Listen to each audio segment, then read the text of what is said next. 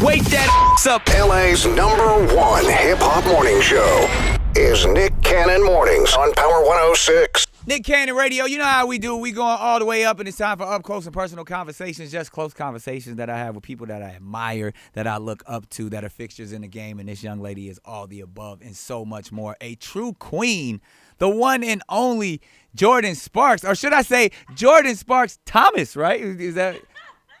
Yeah. She's a married woman, and I'm going to just start here. I feel like I personally have stepped back and watched your journey, and it's such a remarkable one, and I salute it to watch you become the woman and queen that you are. And it just makes me feel old because like I've watched you become an amazing mother, an amazing wife, and then now jumping back in a big way into the music space. Tell me why now. Well, I mean, thank you for all of those things that you said. It's crazy. I was just thinking about how long it's been that I've been doing this now, and I'm just like, oh my gosh, I'm closer to 15 years than anything else. Wow. It's just really nuts to even think about that. But I feel the same about you as well. I've seen you for my entire career, and obviously before that, because I'm a fan of you. Oh, thank you. But my entire career, I've always run into you, and you've always been so consistent, always been the same, always, stood up for your friends and stood up for what was right. And it's just so amazing to be able to see somebody still stay successful and build their empire. So you're paving the way. So I appreciate that. But in terms of the music, I've still been working on it. I never stopped working on music per se. It just, through different things, and then having DJ, and I was like, okay, well, I need a break. And then it was right. all of these different things. But I'm really excited. This group of songs, this EP, I feel very proud of. And they come from a really good place. I don't have any sometimes you write a song and we write from our experiences and things that we've gone through. Indeed. And so while I was writing for this one, I actually, for the first time, didn't have any sort of really sad, traumatic, emotional, experience to go with this song, because I'm in such a great place in my life. I'm in a loving place. I'm in a happy place. And I really think that comes through in the music. That's awesome, but it's popping though. You got the Sangria song. It ain't no when you think you going in on this project. Thank you. I finally have the freedom to do things the way that I want to do them, and to speak about the things I want to speak about, and to experiment with sounds that I might not have done before. And that's why I named the EP Sounds Like Me, because for the first time, I really feel like each song sounds like me and has a little piece of me in it. So I'm very, very, very excited and grateful to have new music. And it's such an interesting time. I mean, 2020 is a year like no other. I mean, and currently you seem to be at home quarantined. How are you holding up just even in this weird aspect of what's going on? Yeah, I mean, the quarantine itself, I have always really been a homebody, so it's not that's no different. Any different. With being in the industry, you travel so much, and so when I'm home, I barely ever leave the house. Right. Really. That's been kind of the same. It has been getting a little bit crazy though, just because, we stay within the walls of our home, and then everything switches up and all this stuff. I'm like, I haven't had a chance to miss my boo in a second. You know what I mean? Right. That's true. You always around the same person. I haven't had a chance to miss him in a minute. And then with DJ, there really is no break. And with a young kid, there's just no leisure downtime unless they're sleeping. And then when they're sleeping, you're either sleeping or working to try and get stuff done. Indeed.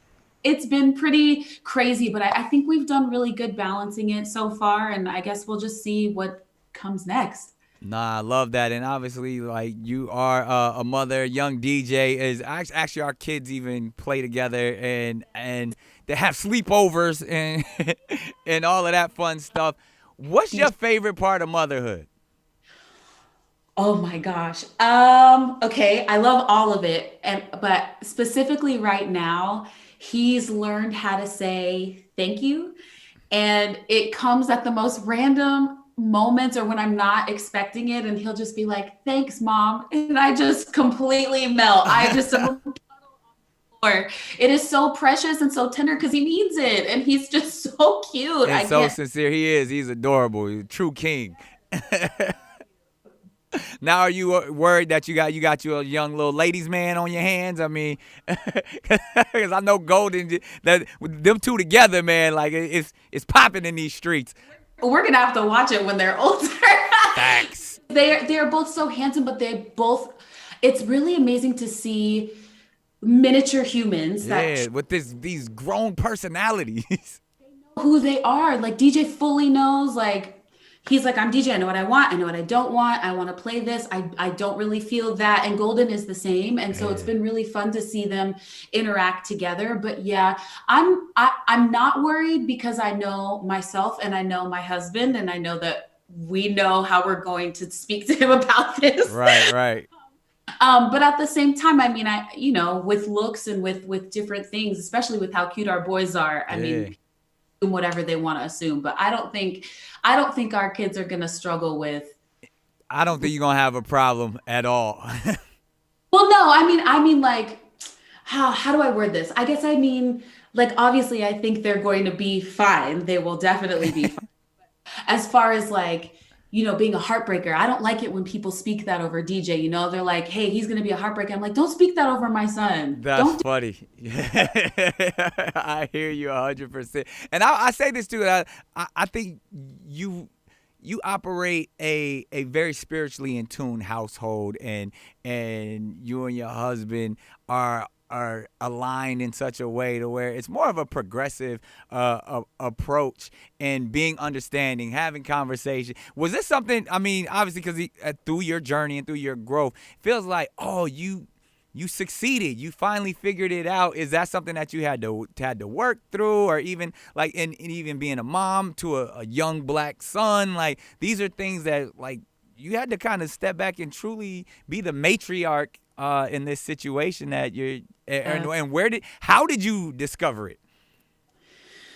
Oh my gosh. Well, I mean, let's be honest. I still don't know what I'm doing. But you do it so well. You make it look like you know what you're doing.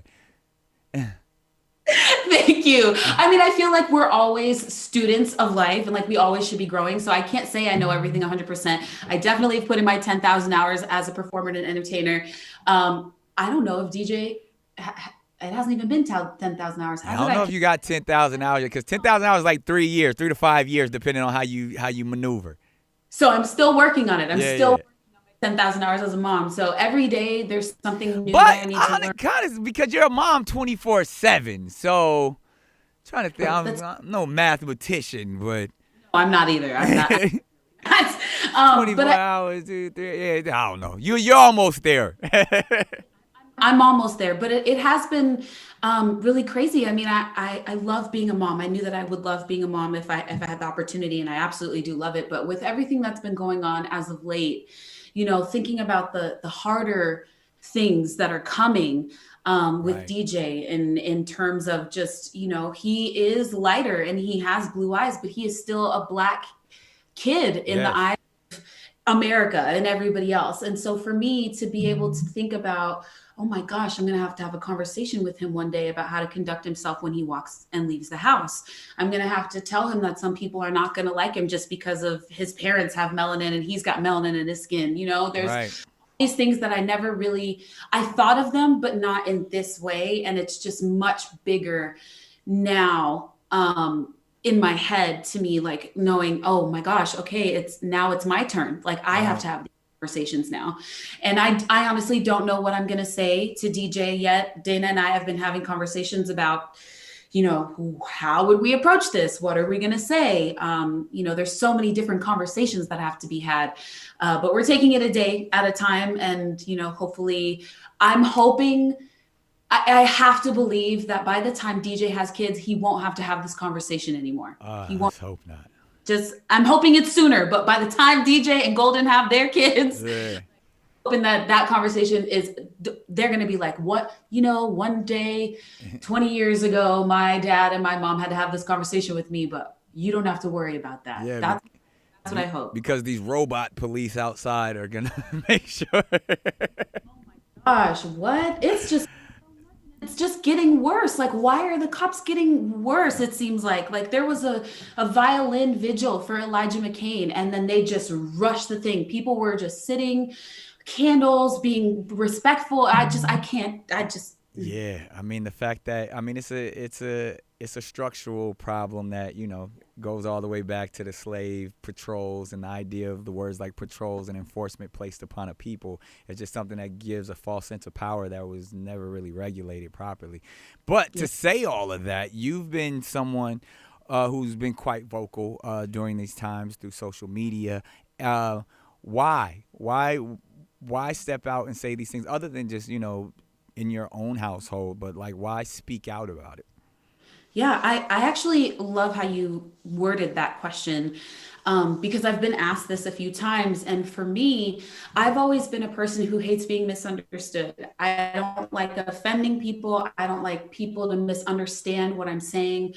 And so for a long time, even though I would feel the way I felt about things within my own household, like you said, and amongst my friends and people that knew me, I never said anything on social media. And then this also goes back to now I have DJ. I can't. I cannot. I have to speak out because my son's future has to be better than this. My friends, your son's future, my friends' kids, like we got to get this together. And also my husband as well. He got pulled over maybe like a year and a half, 2 years ago. And I just remember that fear of like, I don't know. You were in the car with him? No, he had gotten pulled over and he texted me that he had gotten pulled over. And then I was like, you need to let me know when you come home, but keep your hands where they can see them. Facts. And very real fear that I had, and that is such a real fear for so many people across this country. And for me to not say anything when my husband has definitely been profiled, when I have a son who's Black, that could have been my dad, that could have been my mother. I can't. It could have been me, like Facts. it doesn't. Like I was about to say it's actually women too. We've seen obviously Breonna Taylor, Sandra Bland, like the list goes on for years to where it's just melanated Americans are not treated the same way. And it's a harsh reality. But why right now? Why right now is everyone starting to pay attention more than they paid attention for the last few decades? I know that's also been another interesting thing. I was having this conversation with my manager, and he's like family to me. He's known me since I was 16. So we have really great conversations, along with my publicist as well. And we were talking and he said the same question. He said, what made this any different? What made this any different? And we were kind of all going back and forth. And then my manager said, the world stopped. Yep. We're able to distract ourselves with sports and with concerts and with theme parks and with all of these different things that we usually have, bars and nightclubs and all of these things that are unavailable to us right now. And anywhere you go, if you're close enough to overhear a conversation, people are talking about it. It's on your phone, it's on your laptop, it's on your TV. You are always going to see it. And I feel like at this point, if you're ignoring it, it's a conscious decision. And even stronger now, it feels even heavier of a conscious decision, because I feel like people have obviously been ignoring it for centuries. People have been ignoring it. But right now, especially with our social media and our technology, like there's no avoiding it. There's no trying to way and not see it. And I think that's why right now so many people are like, whoa, like, because they have to acknowledge it. They have to see it. So true. And I have an interesting question for you. Being someone who is biracial and has a mother who is Caucasian and a father who is a melanated American,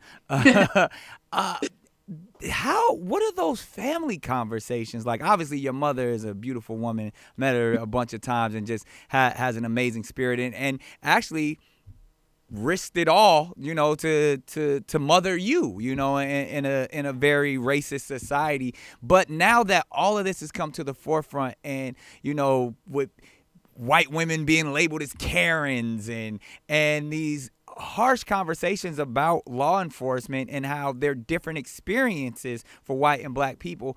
What are those conversations like at home?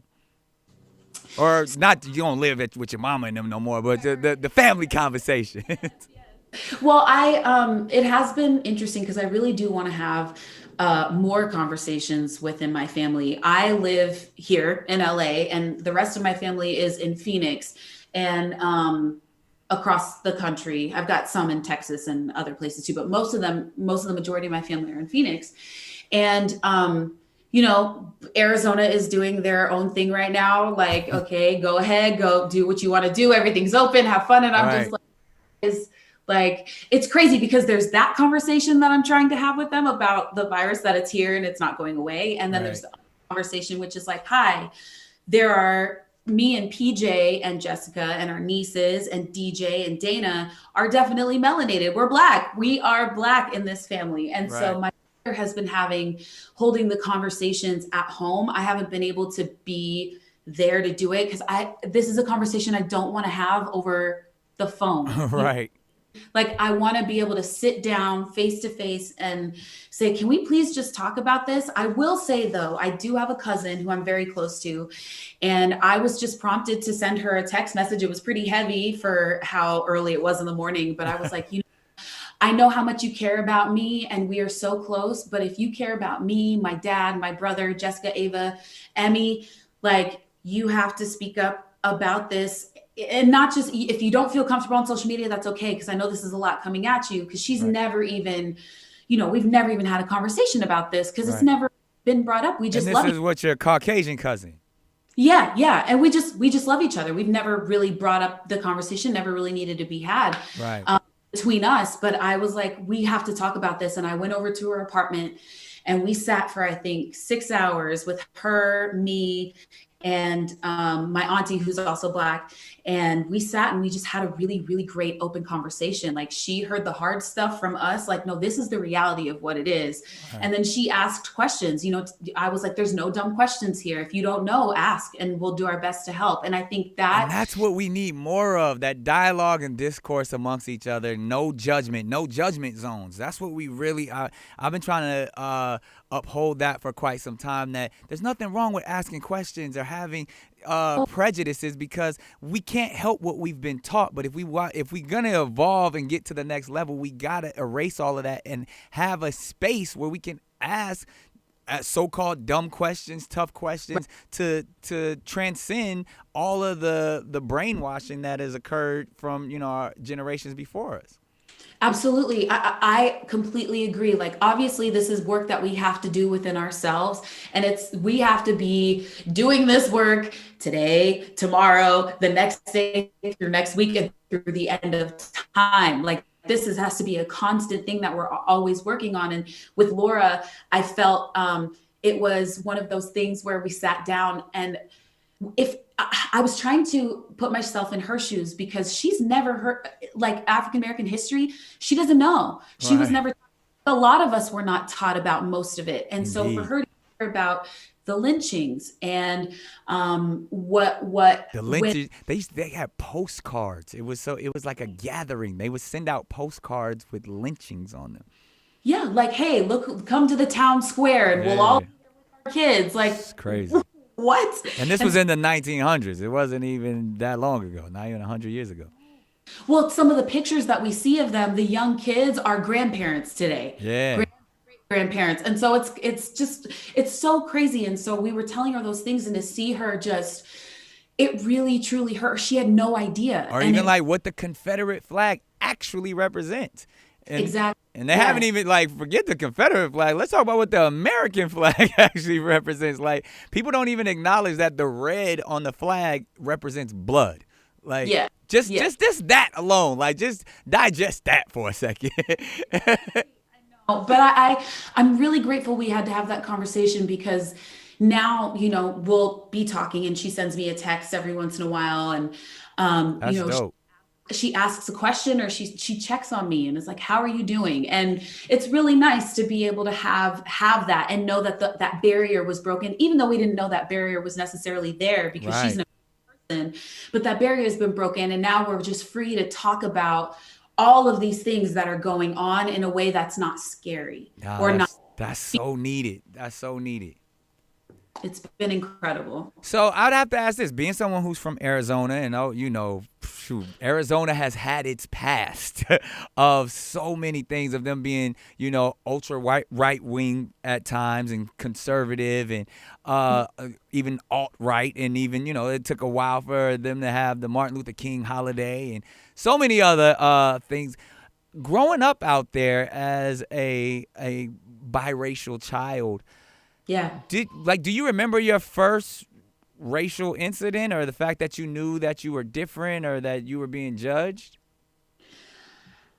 Thank you for wording it like that too, because everybody asked me some of those as well. It has been interesting. Arizona yes. I loved growing, like, it's beautiful. I loved growing up there, and it has a piece of my heart, but they're just a mess. They just gotta. Yeah, we love Arizona. They know how to turn up out there, but they also.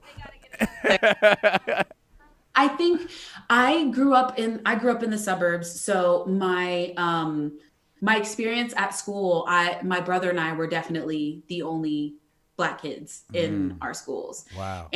And I don't remember as a kid anybody saying anything like directly to me. I'm sure people spoke behind my back and things like that, but nobody spoke directly to me and called me a name or anything like that. But I do remember it just always being, I was always taller than everybody, and I had curly hair, and I had more tan. And so there were just all of these things that made me stood out. And I never really thought about it because my dad played football in the NFL. So with that, everybody always wanted to talk to me and ask about my dad. Right. And so I never had there was always my dad to kind of buffer whatever they felt. Does that make sense? That's cool. Yeah, no, 100%. I mean, and that's where even times like, notoriety can actually override stereotypes and prejudices, because if people just want to align themselves with, you almost stood out as if you were famous, opposed to like standing out because we're not allowed to speak to you or talk to you.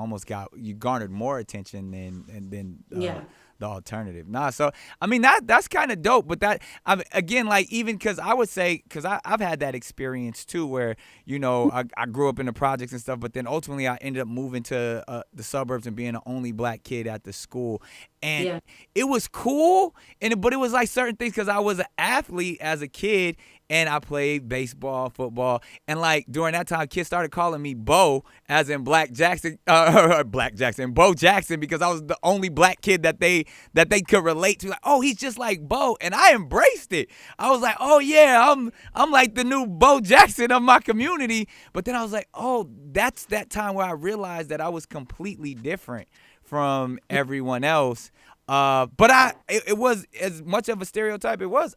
I liked it. I liked being the kid that kind of stood out. I liked being the kid that, knew all of the new dances and rap lyrics and could, so somehow ran faster than most of all the other kids at the school. And it was a interesting paradigm shift, going to a school with nothing but Black kids for like the first part of my elementary process. And then by the time I started to get in my later years, I love standing out even in that suburb type of environment.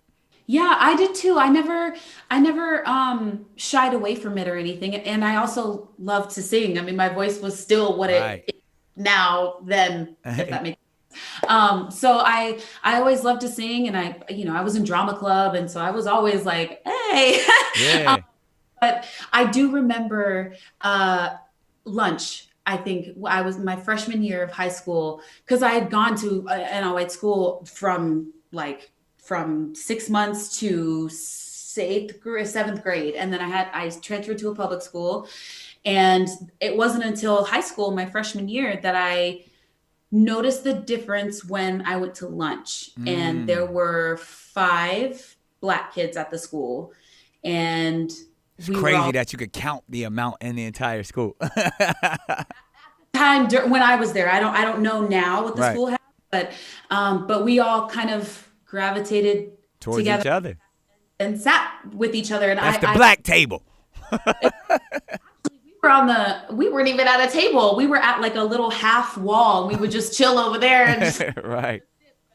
I think that was one of the times now that I think Nah, that that's real. I often say that high school is probably some of the most segregated experiences that we have in yeah, America. They say church and high schools are the times where people go and, gather amongst themselves. And a lot of times you gravitate towards who you are. There's not that's not an issue. And again, those are more conversations that need to be unpacked, because just because you like being around your own doesn't mean you're racist. So it's interesting conversations like that we could constantly go on and speak. But one thing I like that you touched on is your gift, your ability to sing. And we've even had private conversations to where you've talked about even like your reverence and respect for Mariah and how you were able to relate to her music and things like that. Because again, she often talks about being a biracial child and coming up and having to rely on her ability and her gift to kind of get her through a lot of those awkward times. So is it true, like singing and things like that actually helped you ultimately be comfortable with yourself? 100% throughout my entire life. I will definitely say yes to that. Anytime something has happened, I've always turned to music if it's uncomfortable, or if I'm sad, or if there's fear, or if I lost a friend, or somebody said something mean, or whatever it was. I would either go to music, and most times I would find myself singing. A lot of times it was worship songs, but there were a ton of times when Mariah's music was that for me. And that's a worship song too. Don't know, all her music is praise music. So she definitely influenced me, and she definitely inspired me. But my music, my voice rather, has always been something that I've really, really cherished.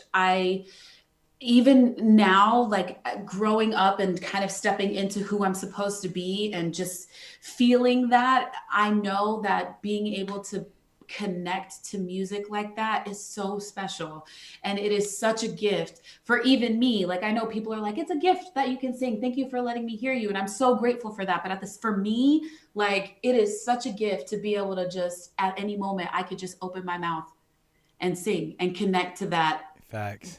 that God, spirit, whatever it is. Like, Man, I feel like I'm not a religious person, but if there should be one religion, it should be the religion of music, because the power in music, how it's brought the world closer together, how it's a universal language, how it heals, how it makes you feel better when you just hear certain melodies. It's like people don't tap into like, yo, we want to worship all these false idols, but like music is truly the most powerful source we have. it really is. It's so powerful. And I feel like, especially during this time, the song that I put out a couple months ago, or I guess, yeah, a month. The Unknown joint? Unknown, yes. I wrote it in February, had no idea that any, like the pandemic or anything was going to happen. And then I was thinking about, how I hold on to my faith during times of, craziness, and also the people that walk through the unknown times with you, because it's such a blessing, people like that in your life. And then the pandemic happened, and it kind of took on a whole new meaning. And then all of this stuff with the Black community and the police brutality, and it's taken on a whole other meaning with that as well. And I just hope that when somebody listens to the song, I hope that it helps them heal a little bit, or it helps them feel better, or maybe take a break from, what they've been thinking about. So I'm grateful that I can help in a small way. And you are definitely doing it. We appreciate that you are back to music and dropping gems like Unknown and so many others. I mean, I've had the opportunity to hear the music. It's incredible. So keep pushing. And we need that in these times. And I give you all your flowers right now, because I'm about to put you in the hot seat.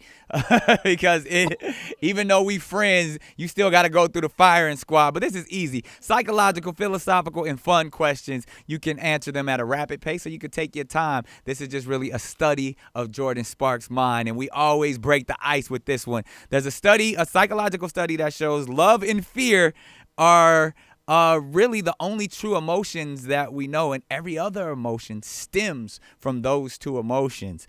And the Italian philosopher said it the best: if you can't be loved, then you might as well be feared. Nico Machiavelli said that. So what energy does Jordin Sparks like to operate in most, love or fear? I Actually, I don't even need to think about this. I operate in love for I was about sure. to say, you're definitely a love energy person all day. I am a nurturer. I want to help as much as I can. Anywhere I can help, I want to help. Anybody needs help, I'm like, how can I help you? Can we talk? I love people, and I love that we're all so different, and I love the psychological aspects of that as well. Like, and you're right, when you really do think about it, love and fear are basically it, and everything All the other emotions is are for that. from those rooted areas. Yeah, absolutely. But I'm definitely a love being. And I could definitely be one who can say every time I've ever seen you, every time I've been around you, nothing but pure, like, just optimistic energy. just always just so like nurturing and just wanting everyone to be happy. Even in situations where you should be mad, you're still just like, hey, look, I'm gonna handle this in a very positive way. So most Yeah. people can't do that. So I salute that. And I'm a testament. I've seen you operate in your love energy at all times. But speaking of fear, what's one of Jordin Sparks' greatest fears? What you scared of? Okay, my two irrational fears are moths. I hate moths. Really? I don't know why They are kind of dark. Like when you think about, like, they're like, ooh, like they're like gangster ass crackhead butterflies. yes, I don't know why. They just don't. I just don't like them. Yeah, they're And scary. They're scary. I actually have a fear of the ocean, like dark water. Like Really? not being able to see what's underneath me. So like, give me a pool any day, but a river, a lake, the ocean, I'm just like, I like looking at it. I do not want to Want to be get in it. I hear you on that one. I'm right there with you. All right. Best piece of advice Jordin Sparks has ever received. Ooh, God, I've had so many. I've been lucky enough to have a lot of good advice given to me over the years. One actually that just popped into my head was when I was doing Sparkle with Whitney, and we were listening to gospel music. She put her gospel music on the little Bluetooth speaker, and we were sitting and listening, and it was a song that I recognized, and this woman just went off. She just went off, and I was like, wow, I wish I could do that. And she looked at me and said, don't you ever say that. You can do that. You got this. You can do it. And I know people have said that to me before, but for it to come from somebody that I've admired From my whole Whitney. Yeah. be like, don't you ever say that you can't. And it's funny because I find myself telling that to DJ now too, because he goes, I can't do it. And I'm like, don't you ever say that you Yeah. can't. Can't is not allowed in my household. That's the only bad word.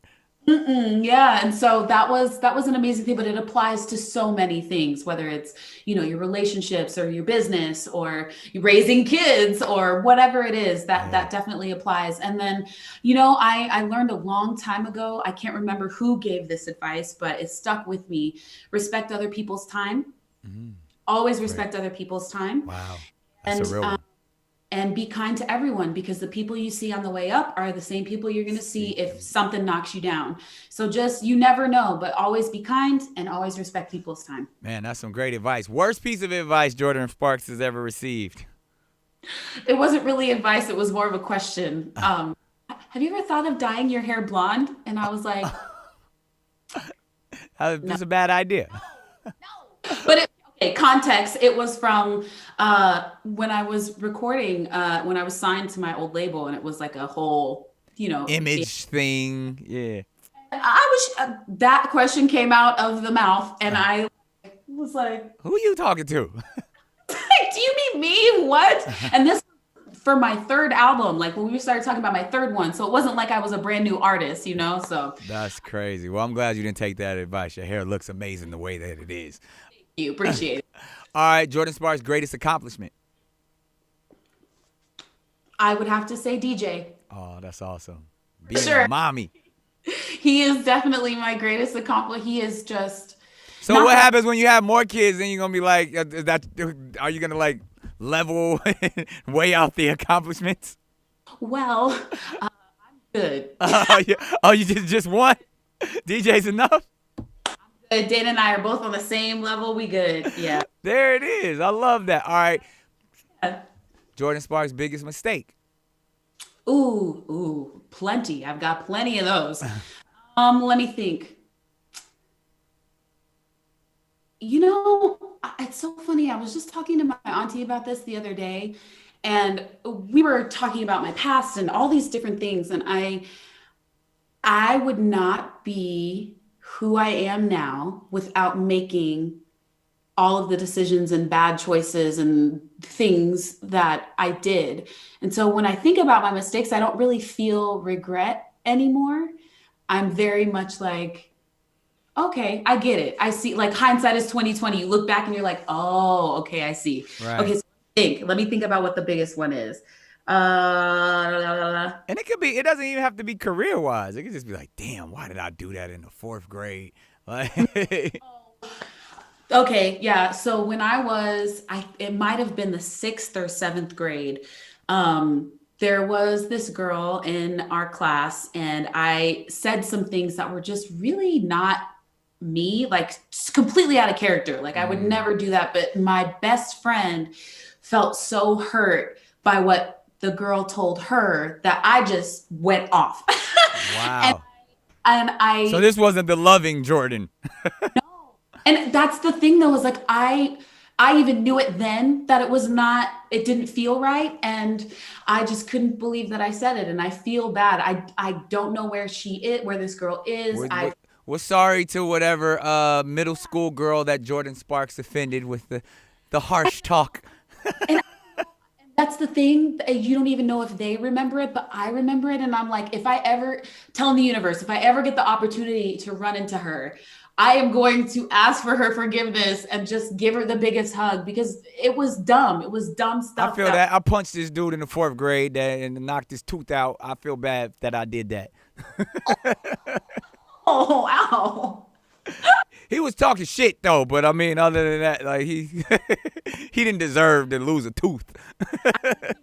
If we're talking sports mistakes, I did elbow a girl in her nose. Ooh, isn't that the worst when you're playing sports and you like injure somebody and you're like, oh, I did not mean to do that. Like, so bad. I got up for the rebound and came down, and my elbow went straight into her nose, and she said, "Oh!" And there blood everywhere. I was like, "Sorry." Yeah, I got to get to the other end of the court. I gotta hustle. Coach says I gotta hustle, so. That was funny. And speaking of, since we're in this area, and I ask everyone this question, but I feel kind of weird asking Jordin Sparks this question. Does Jordin Sparks have a favorite curse word? Oh, yes, I do, actually.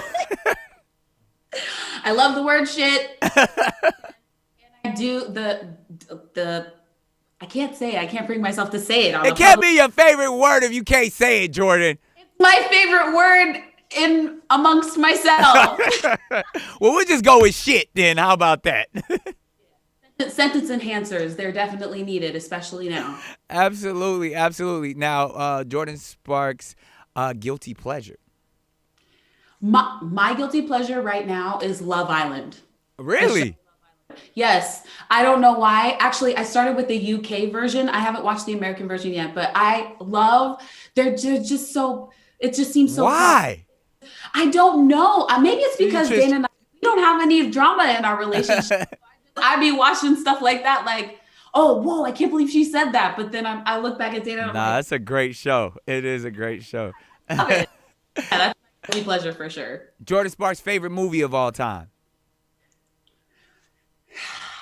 Can I go through genres? Go for it. Okay, let's see. I love Nacho Libre. It's one of my favorite. Really? It's one of my favorite Jack movies Black. Ever. And then Zoolander after that. Because I love really quirky, weird, funny comedies. So I love those. And then, let me think. I really like the movie 7 Pounds. Oh, with Will Smith. All right. Those are some definitely heaters right there. I'm not mad at you. Eclectic for sure. Yeah. All right, you're on an island, and you can only take 3 items. What are those 3 items that you're taking? Okay, hold on. I gotta think. Do the items? So they're items. They're not people. This is the island of your mind. You could do whatever you want on this island. Take whatever. If I was going to an island, which Dana and I have definitely talked about with everything that's going on right now. Right. DJ, one. Dana, two. In order, but you can put family together as one if you want. I mean, so Dana and DJ, right, and then I would bring like a survival kit of different gardening seeds. Oh, she's planning on staying there for a while, people. So we can eat if we're on the island, and then probably a pot so I could boil water. I'm not mad at you. I always get mad because no one ever says a boat. Like, just take a boat with you. I guess nobody ever thinks about it because you didn't even say I was stranded, did you? I did it. See, psychological questions. A boat. Yes, that would be smart for sure. One album that you can listen to for the rest of your life, nothing else but this album. What's that album? Oh no. This is gonna come out of left field, but probably Nat King Cole's greatest hits. Ooh, oh, you talking my talk now? That's man. That man is so amazing. People don't understand his level of talent or his level of just debonair posture of an individual. Like that dude was the truth, and his gift was amazing. If I could do a duet with anybody, it would be him. Wow, that's so dope. All right, well, we might as well go here.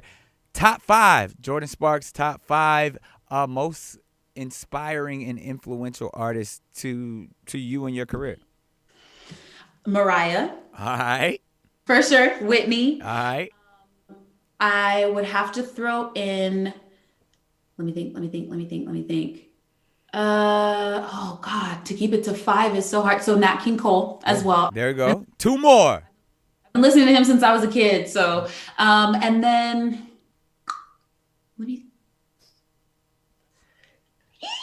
okay. Christina Aguilera was actually a really big influence on me. Really? All right. I haven't heard that one. All right, she's dope. She's incredible. I just remember like I was around 9 years old when like all that bubblegum pop started coming out. So Christina, Britney, and everybody. And she was the one that was giving vocals like of that generation. And I was like, her voice is so big, like it's big like mine. Seeing somebody current, you know. Yeah. And so I was just really obsessed with her. And then one more. Now you went Mariah, Whitney, Christina, and Nat King Cole. That's heavy. And are you ready? Yes. Pat Benatar. Whoa. I was not expecting you to say that. Little rock in there, huh? Yes. Pat Benatar for sure. Ooh, and Martina McBride. That's country. There's just so much. But again, eclectic to say the least. That's an amazing top 5 right there. And we always end the firing squad this way. As someone who we've actually seen your journey from the very beginning, from American Idol to movie stardom to more music to mommyhood, and I truly gonna take it even further from this point on. When it's all said and done, what's gonna be the one word that best describes Jordin Sparks? One word? I only get one? One word. Okay. Oh no. Oh, this is hard. It's hard to describe myself too. I'm like, I feel like other people have to describe me. But let me think. When they say, man, Jordin, she was so and you'll be happy with that. Kind. There it is. Kind. I that's what I want people to remember me for. And not even my voice, but I want people to remember me as being kind. There we have it, ladies and gentlemen. This has been an up close and personal conversation with the truly multi-talented, faceted, beautiful spirit, but most importantly, the kind Jordin Sparks. Thank you so much, Nick. It's always a pleasure to talk to you and to be around you too. I'm grateful that. Likewise. I truly mean that. It's always been that way. Yeah.